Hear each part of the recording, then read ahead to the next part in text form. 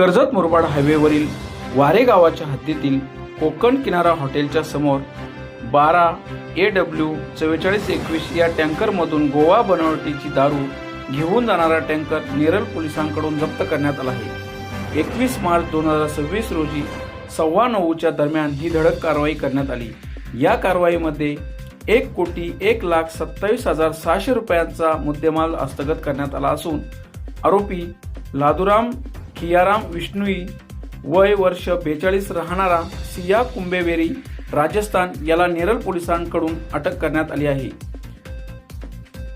ही कारवाई पोलीस निरीक्षक रायगड आचल दलाल मॅडम यांच्या मार्गदर्शनाखाली तसेच उपविभागीय पोलीस अधिकारी कर्जत राहुल गायकवाड यांच्या मार्गदर्शनाखाली सहाय्यक पोलीस निरीक्षक नेरळ पोलीस ठाण्याचे राहुल वरोटे यांच्या कारवाई पथकाने धडक कामगिरी करत मुद्देमालसह टँकर जप्त करण्यात आला आहे।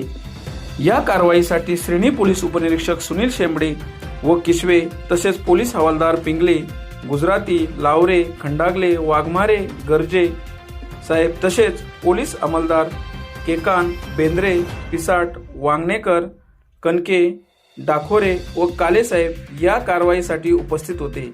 या कारवाईमुळे नेरळ पोलिसांचे सर्व स्तरातून कौतुक होत आहे। काल नेरळ पोलीस ठाण्यातील अधिकारी राहुल वरोटे यांना त्यांच्या गोपनीय बातमीदारामार्फत अशी माहिती मिळाली की काही व्यक्ती एका टँकरमध्ये गोवा बनावटीची दारू ही घेऊन गुजरातकडे जाणार आहेत। त्यानंतर त्यांनी अधिक त्याच्याबद्दल माहिती गोळा केली असता सदरचा एक टँकर नंबर आहे GJ 12AW4421 यामधून हा टँकर हा संशयास्पद टँकर मिळून आला असता तर त्यांनी तो थांबवला आणि तपासणी केली असता त्यामध्ये त्यांना जवळपास 72 लाखाची गोवा बनावटीची दारू त्यामधून मिळून आलेली आहे।